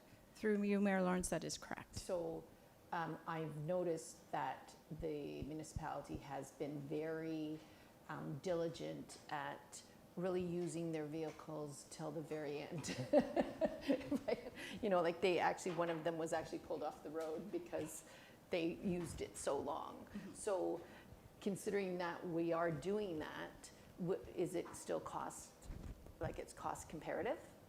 So through you, Mayor Lawrence, what does staff and managers want to do in regards to this program is to implement it for the first year and see how it all rolls out, and then work with LAS, with myself and along with Public Works to see what other vehicles would fall in line with this program in the future, and then how that looks right now from a budget point of view and an operation point of view with how much maintenance we're putting on it, how much mileage and gas and everything else, and then how that would look moving forward, where we would possibly see the savings in regards to how much maintenance we're currently doing on our fleet, and look at it from a proactive look with our vehicles instead of a reactive approach that we're kind of currently doing at the moment. But after the 1 year, if, let's say, it wasn't cost efficient, how would we get out of it? Would we be locked in just for these vehicles? So through you, Mayor Lawrence, yes, we would just be locked in regards to these vehicles at the moment, and then another report would come to council with recommendation from the staff as to how we would like to proceed. Any further comments or questions, council? I remember at one of the municipal conferences, and I'm not sure, Sia, if you were there, AMO or Roma, there was a presentation on this, and it actually, the Association of Municipalities of Ontario, I think, worked on developing this, and I can't say they promote it, but I would say they almost endorse it, because many municipalities are using this procurement methodology. Mm-hmm. No further questions, council? All in favor? Carried. Thank you. Through you, Mayor Lawrence, on one other matter in regards to impact presentation and the video is located on our municipal website. If you were to go to the budget site under finance, the video is located there with what Steve presented in tonight's presentation. Thanks, Treasurer. All right. Ladies and gentlemen, item 7.7, outdoor public washroom project.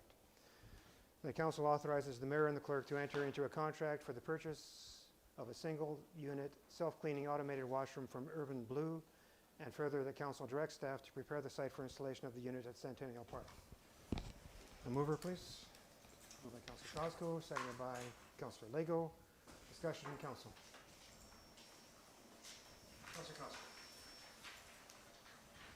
I think this is a fabulous project, and I would like to commend you girls for making this happen for our municipality. I would love to see this be step one. I would love to us go forward and do more in the park. Benches. Councilor Cosco, we need to talk to the council table on this one. Oh, sorry. Yeah, I'd like to see more happen. I'd like to see this be step one, and I'd like to see us continue to add to this park where, it becomes more of a wellness park. There's art applications, maybe some fencing, some benches, and this is the first phase of something that our municipality really, really needs. Thank you. Council, any further comments or questions? Councilor Lego. Is there, what cost is associated to the municipality for water and sewer? Not the hookup, but sort of annually would it cost to have this self-cleaning run?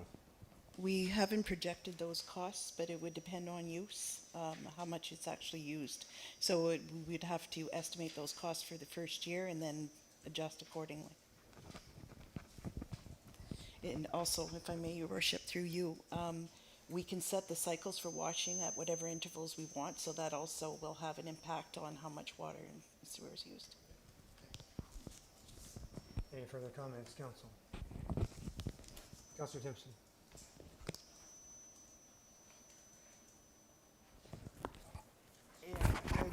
I would just like to commend all the partners that have been able to get together to sort this out, and I think it's a very much needed facility, and I commend the town and the partners for coming up with this agreement.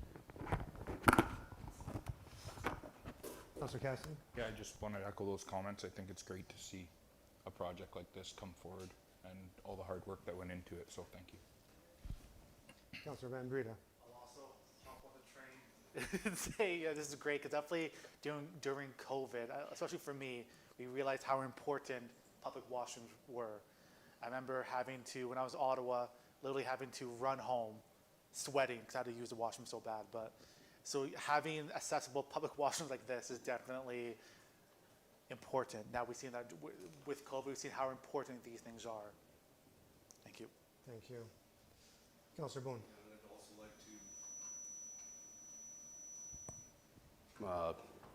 Say I'm happy with how many organizations got together on this. I'd like to see it used as a template for other projects throughout the community. Thank you. I agree. We'd love to see all those organizations pay for municipal services. Yeah, fantastic that this has come about with multiple partners, KDSB, SLIFNA, the Rotary Club, the Chamber of Commerce, the municipality. I hope I'm not missing anybody. IFNA, thank you, and IFNA. I remember, and Christina will talk to you, you may remember that 10 years ago we couldn't get this to fly. It sounds like it has unanimous support, so that's wonderful. I will ask if there are any members of the public who wish to speak to this now.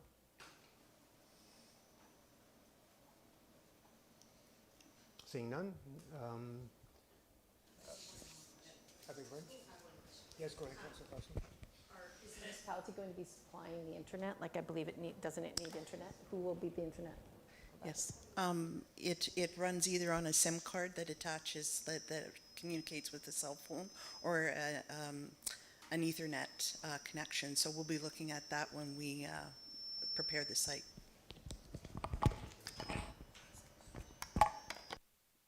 Is there a member of the public who wishes to step forward? Or, yep, please come up.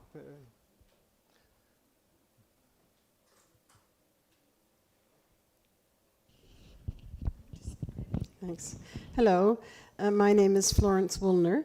I'm a member of the Peace Park Committee from St. Andrew's United Church, and I'm here with a number of my committee members, friends of the park and the Friendship Center, other concerned citizens who have come to support this initiative with Gay Abandon. We're really very excited.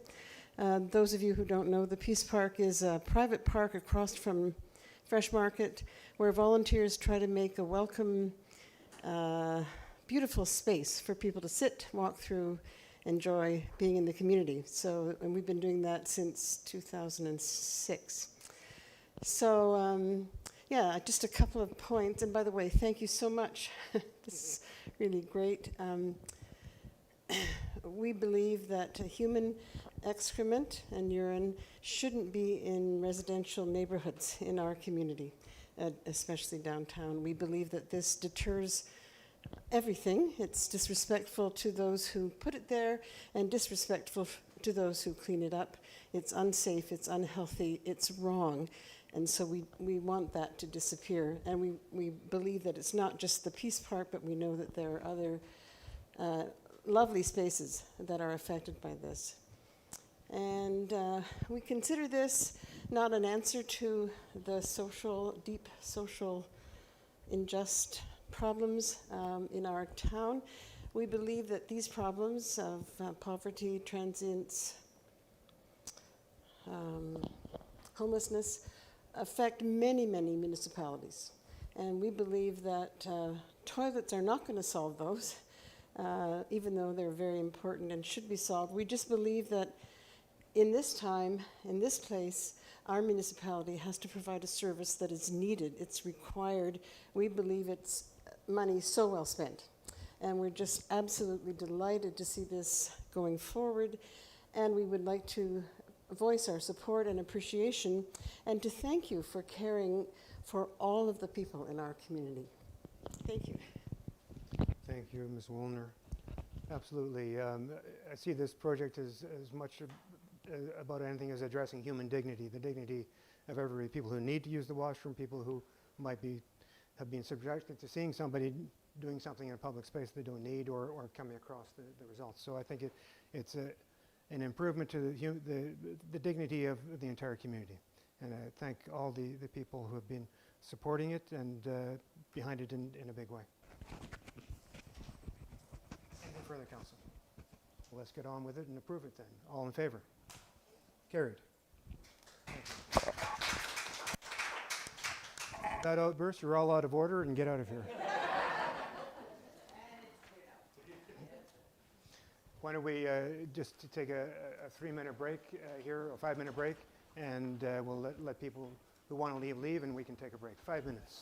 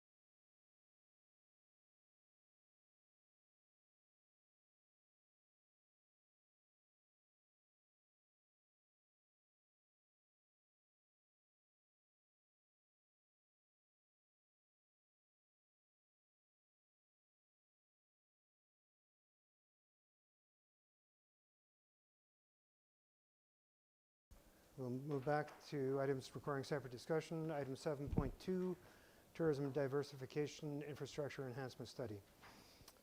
The council authorizes and directs staff to submit a Phase 1 application for funding under the FedNor Community Economic Development Program for a Tourism Diversification Infrastructure Enhancement Study. Mover? Councilor Cassidy, seconded by Councilor Timpson. Discussion, and I'm sorry, I don't recall, I didn't mark down who lifted it, but Councilor Costco, go ahead.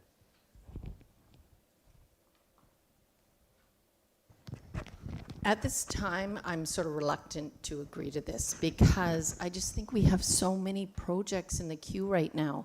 We have big projects. They're not little things. And I really think that we need our economic development officer and our staff to focus on those projects. Like, we are in desperate need of hotels. We're in desperate need of housing. I can't see us adding all these things and we can't get employees because we have no housing. So I just think I'm not in total disagreement of it. I'm in disagreement of it at this time. I think that we have to complete some of the projects that we have before we can start getting ready to do another project. I just don't like the timing of it. I would like to postpone it for like 5 years till we can see, the Hillcrest development completed, well into our way in Bigwood, where we have some apartments up, we have some housing. At this time, I don't think that this is something that we should be directing our energy to. Council, other comments? Staff, CAO, can I ask you, would you like to address staff workload and this item? Well, Councillor Klosko's right. We are very, very busy, but this was as a result of the request to council directed staff to come back with a report regarding the feasibility of having a pool. So this is the report that will address that. And looking at it through the lens of sports tourism and how Jen spoke about it in the report, it will allow for 100% funding, or almost 100% funding, only about 10% from the municipality to do the feasibility study.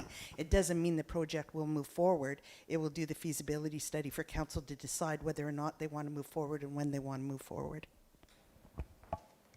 Councilor Bowen. I'm okay with it, the study, as long as the 180,000 tentative becomes confirmed. If it's just $10,000. CAO? Yes, Phase 1 application is a high-level application. If it gets approved to Phase 2, then it comes back and we apply for Phase 2. So we will report to council because council has to ultimately approve the agreement for funding. So the ultimate goal is to get these funds, and Jen has done her homework with reference to the sources of funding. And if Jen would like to add some more to that, because she's the one that sourced the grant program. Yeah, through you, Mayor Lawrence, the recreation funding, there is not really anything available for us to get funding for the feasibility study for the pool alone, but there is economic development funding, and we do have existing studies that support this direction that we could build off of, and this would give us more information to understand the investments that we need to move forward with that attraction and retention strategy. And to me, I kind of see it as giving us more information so we can better match supply and demand. So while we're making some of these investments in housing and in hotels, included in this would be looking at how can we best bring people into the community and how many hotels do we need, and all of these things to make the best use of the assets that we have. So that's where this came from, this approach. Very good. And just to reiterate what the CAO said, this is an application, a Phase 1 application. We may not be successful in getting this, but if we are, then you do a more detailed application for Phase 2, and that it comes back to the council table before it's submitted, and it will spell out municipal financial commitments. That's correct, yes. All right. Any further comments or questions, Council? Councilor Timpson. Yeah, no, just I totally recognize how busy we are. But if we don't take opportunities as they are presented, then we will lose out, and we need to be ready for the future.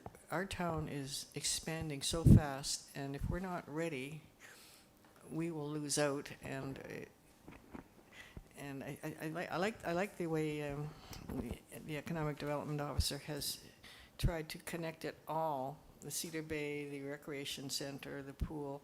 It's not just focused on one issue, but we are going to need all those things in the future if we're going to have a future in this town, because we have to have things for people to do that they can do elsewhere. They might have a place to live, but if there's nothing for them to do, they're not going to stay whether they have a place to live or not. And I think I really do support this, and I commend the Economic Development Office for getting it together. So thank you. Anything further, Council? And I'll call the vote. All in favor? Carried. Thank you. Item 7.3, Heritage, Culture, and Tourism Intern. The Council authorizes and directs staff to submit an application to the Northern Ontario Heritage Fund Corporation and OHFC People and Talent Program to support the hiring of a Heritage, Culture, and Tourism Intern. Need a mover? Councillor Lego, seconded by Councillor Cassidy. Discussion. Councillor Costco. Is an intern an unpaid position? CIO. Through your worship, I'll defer that to the Economic Development Officer. Through you, Mayor Lawrence, no, the position would be paid as outlined on the last page of the report. So the wages would be $48,000. And of that, our contribution would be $13,000. So 90% of that would be covered from NOHFC. Councillor Lego.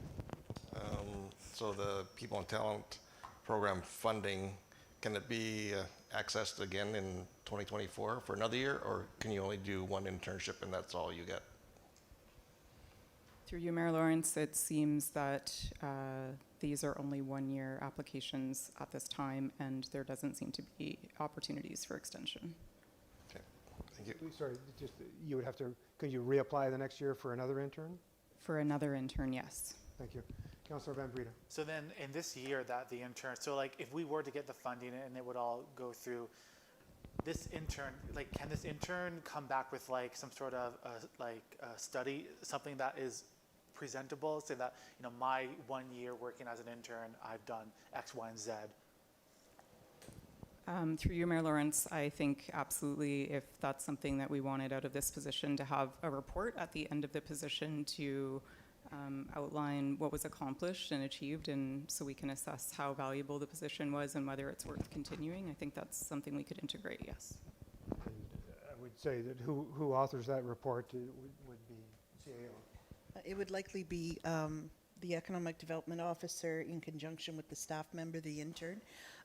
Also, too, as part of the reporting requirements on the internship program, we also have to report back to NOHFC, so that would be all part of it. Councillor Lego. Would it be the intention of the municipality to make this a permanent position moving forward after the internship? That's up to council. I did say in my last report regarding the organizational review that some of the positions we would revisit at a later time. We just saw the opportunity to bring somebody in now under a low cost, and we do have the wages in the economic development budget to do so. So we thought it would be a good idea. Anything further, Council? All right, then I'll call the question. All in favor? Carried. Thank you. Thank you, Jim. I believe we're on to item 7.6. Removal of H holding symbol on Bigwood Estates.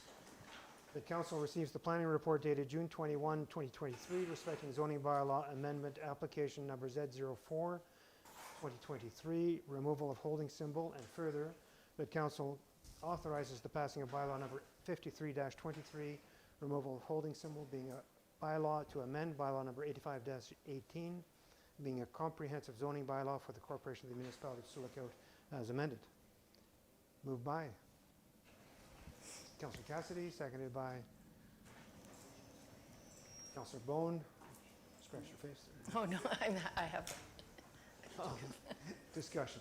And I'm sorry, I didn't it was jot me. down tonight who lifted these items. It was so- me. I did, yeah. I just have one concern with this subdivision. I just want to make sure that, because I noticed on the plan that when we saw it, there was where the boat launch is, it's not, or the plane launch, like the airport uses that area to service float planes.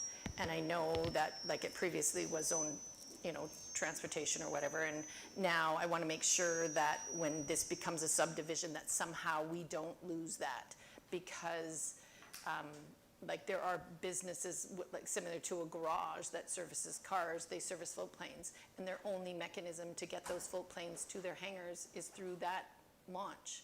So, and we're putting houses in front of the launch, but we have to make sure that that launch and the integrity of Bigwood Lake with the relationship to the airport is maintained.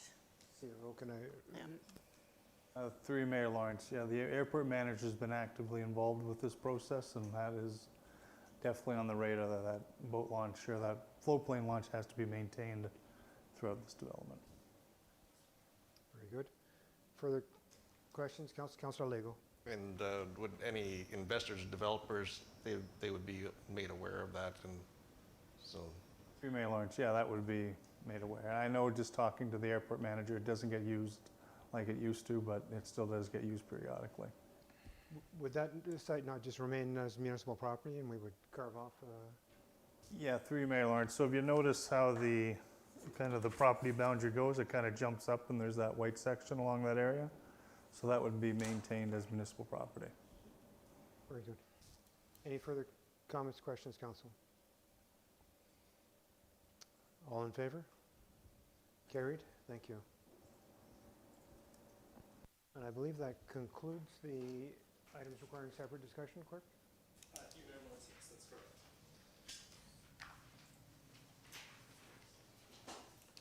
Notices of motion, fundraising money information to be made public. Notice of motion to council regarding fundraising money to be made public. Whereas the municipality of Sioux Lookout recognizes it has a duty to strive for transparency. And further, whereas the municipality of Sioux Lookout continues to strive for effective and meaningful ways to serve the public's interest, including fundraised money for municipal projects. And further, whereas the municipality of Sioux Lookout will utilize the municipal website to post public information that serves these purposes. And further, be resolved that the municipality of Sioux Lookout to post any fundraised public donations publicly via the municipal website. Mr. Clerk, how do I proceed with this? Through Mayor Lawrence, in accordance with the procedure bylaw, we just need a mover to acknowledge the motion tonight, and then it'll be brought forward to the July agenda for discussion. So it's just one single mover. If there is not one, it doesn't move forward. If there is one, it moves forward to the next meeting, and there's no second or discussion tonight. So is there a mover for this notice of motion? Councillor Lego? It will move to the next council meeting. Thank you. Bylaws. Bylaw number 53-23. Clerk, why don't I let you do this because it's going to get complicated at the end here. Thank you. Through you, Mayor Lawrence. So we do have actually 4 bylaws this evening, starting with bylaw number 47-23, which is the zoning bylaw amendment respecting the closure and sale of the unopened road allowance to Mr. O'Donovan. And then we have bylaw number 49-23, which is the zoning bylaw amendment for Mr. Miller's proposed subdivision. So they are both to amend zoning bylaw number 8518. Additionally, there is bylaw number 53-23, which is a further zoning bylaw amendment for the removal of the holding symbol for Bigwood Estates. And bylaw number 54-23, being a bylaw to authorize the mayor and the clerk to execute a contract between the corporation and the municipality of Sioux Lookout and combined contracting for the arena roof shingle replacement in the amount of $86,000 520 plus HST. So the motion then has four bylaw numbers 47-23, 49-23, 53-23, and 54-23, seeking first, second, and third readings and passing. The mover? Councillor Cosgrove, seconded by Councillor Van Breda. All in favor? Carried. Thank you. Outside resolutions, there are none. Councillor reports. Start with Councillor Van Breda. Thank you so much. So again, I can't believe a month has gone by pretty quickly. So just to say in the past month, so attended the environmental committee meeting, which we will reconvene in September. We do have for sure, we do have a couple of things coming to council in the fall. So keep your eyes out on that. And then also I attended the Pride flag raising on June 1st, which was well received by members of the public. Also members of QUISL, it's a new group, Queers in Sioux, which we're planning the Pride Parade as well. And also today too, I attended the flag raising for National Indigenous Peoples Day, and I attended the powwow that was held at the Minoyawan Health Center. And then earlier this week, I attended the grand opening of the Pelican High Peak Youth Healing Lodge, which is also well received by the public as well. And yeah, it's been a pretty cookie cutter month, as Joe said last time. So hopefully, yeah, July, summer's rolling past pretty quickly. Feels like we're in the heat of it right now, though. Thank you. Councillor Timpson.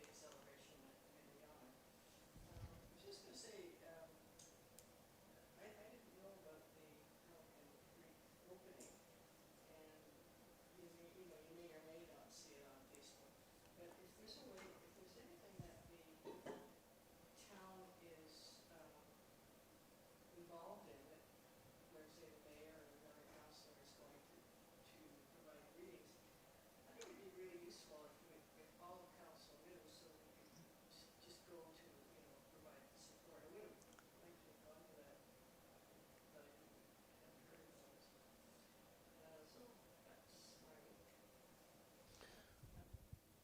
Thanks, Councillor. And okay, yeah. And sometimes there's events going on that I would have liked to have been at that I didn't know about either. But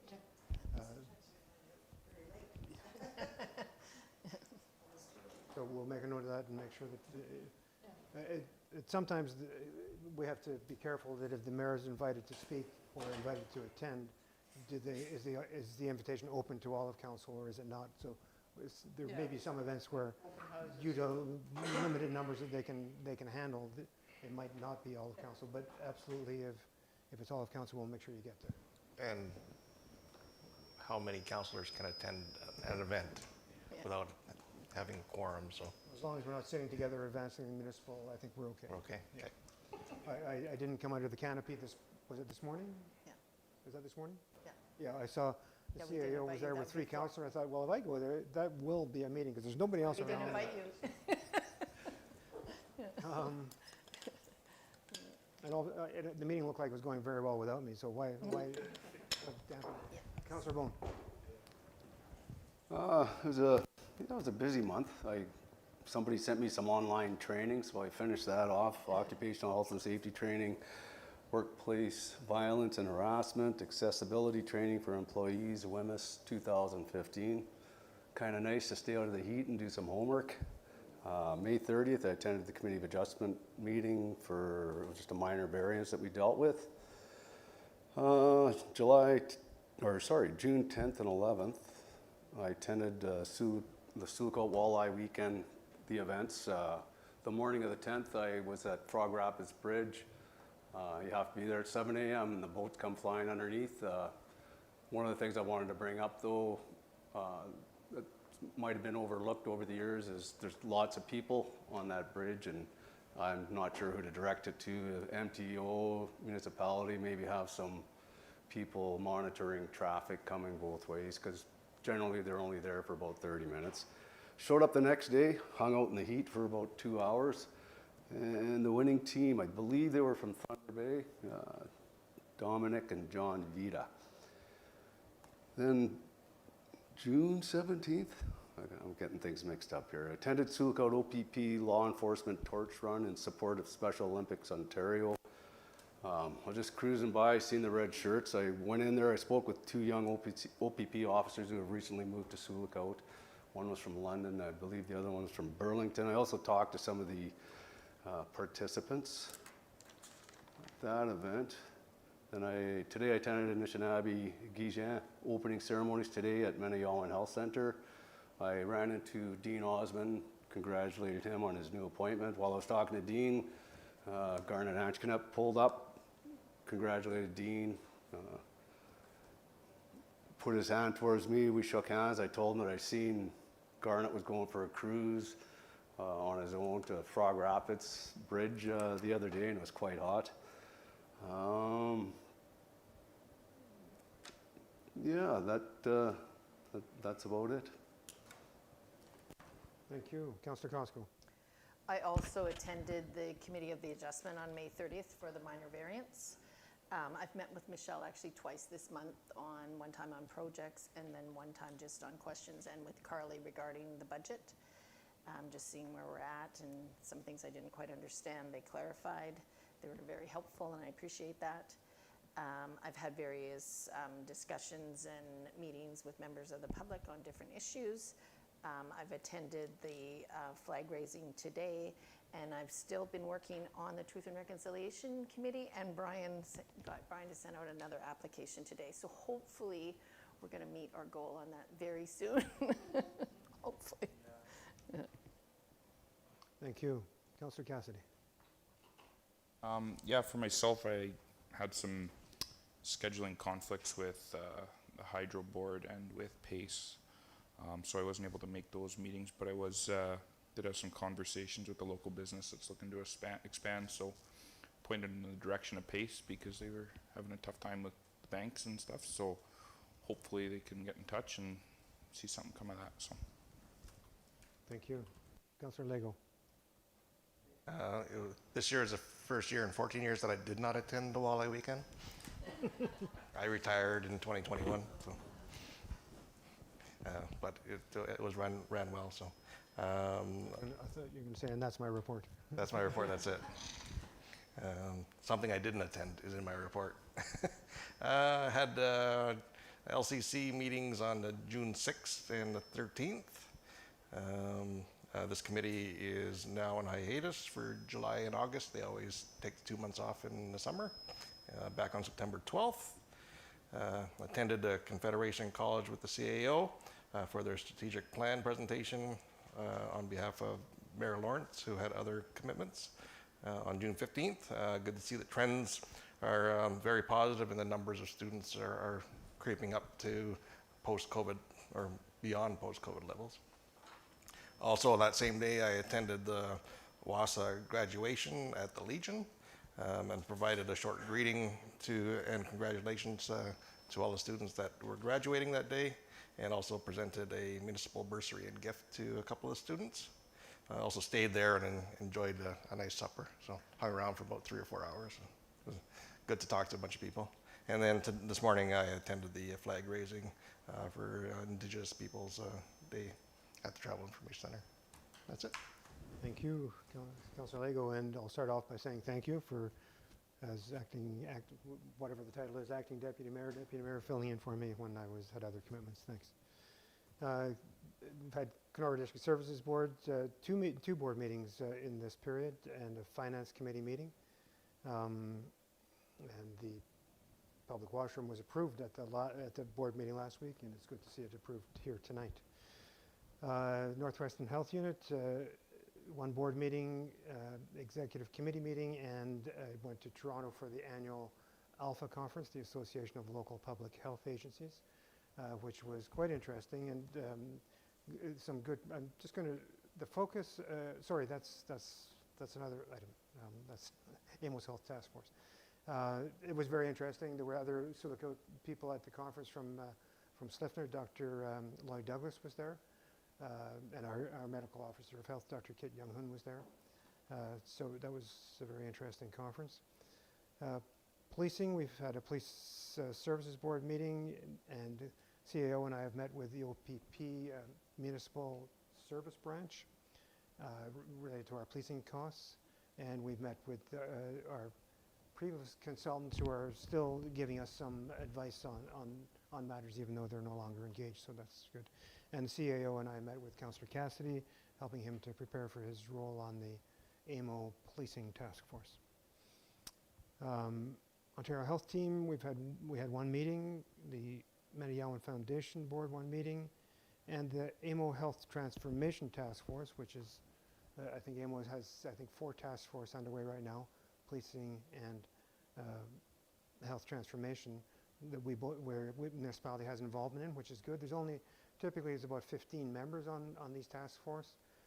On the health transformation task force, I would say at least half of them come from the I'll call it the public sector or the health sector. They're not politicians, so it's good that we have a seat at the table through me, and we also another board member from the Northwestern Public Health Unit who has served as president of ALPHA for the last 2 years. Trudy Sachowski is also on it. So for the Northwest, we have good representation, and that's what I was going to read. The focus of the Transformation Task Force, the 6 areas, Ontario Health Teams, mental health and addictions, community paramedicine, emergency health, long-term care, and public health. And the interesting part about that, for me, is it's not acute health and it's not primary care, and that's good because these 6 focuses, there's a lot of focus on acute care all the time in hospitals. This is a good focus on many of the things that will help end hallway medicine, which lie outside the hospital. Attended the Pride flag raising and read the declaration, correct? Proclamation, excuse me, proclamation. Attended the Indigenous Peoples flag raising today, and Chief Bull brought a new, big and better Lac Seul flag. So we took down the old one, as we always do each year, and raised sometimes the old one. This year we raised the new one. I did note that, and I don't know where the protocol lies, it's bigger than the Canada flag, the US flag, and the Ontario flag, but it's not higher. So I'm not sure if anybody's going to complain about that. There might be. We'll see. Chief Bull was very gracious about doing that. That's good. After that, attended the, I'm going to call it the powwow, at the Indigenous Peoples powwow at the Menayawan, which was well attended, several hundred for sure, in very warm conditions, I would say, but good event, and I represented the municipality giving a few remarks, welcoming remarks there. Grand opening of the Pelican High Healing Lodge on Wellington, which was, let's say, long awaited. I think we approved the rezoning pre-COVID, and then they started their project and COVID hit, and I think it's long awaited for them too. They've already done, I think, 2 cycles of 6 youth through there on a 12-week program. It's 12 weeks, 24/7 sort of care, and it seems to be very successful. It's I think, a really good addition to the municipality. First Mining met with the CAO and us to provide an update, and I think that some of that's been passed on to council. Lunch meeting with Chief Bull, we do that periodically and just catch up. And tomorrow we're going to have a lunch meeting, and I invited the 2 councillors who are pushing for the Truth and Reconciliation to attend. So it'll be Chief Bull, Darlene, and I think the chief, as he often does, is bringing somebody else along. So, miscellaneous telephone calls with citizens, some happy, some not so. Meeting with private businesses, miscellaneous discussions with the CAO, and the usual monthly meeting with MP Eric Malillo.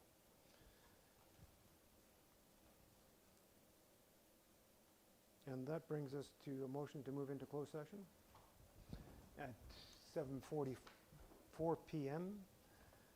To discuss matters of a general nature as noted below, subject matter relating to a proposed or pending acquisition or disposition of land by the municipality pursuant to the Municipal Act 2001, Section 239, 2C, 1 item, proposal to purchase property in Hudson, and subject matter relating to labor relations or employee negotiations pursuant to the Municipal Act 2001, Section 239, 2D, 2 items, succession planning and non-union compensation.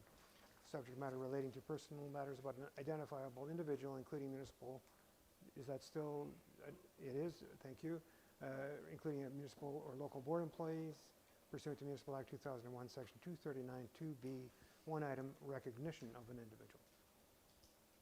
So that's a mover to move into closed session. Moved by Councillor Lego, seconded by Councillor Cassidy. All in favor? Carried. We will now go to the closed session agenda.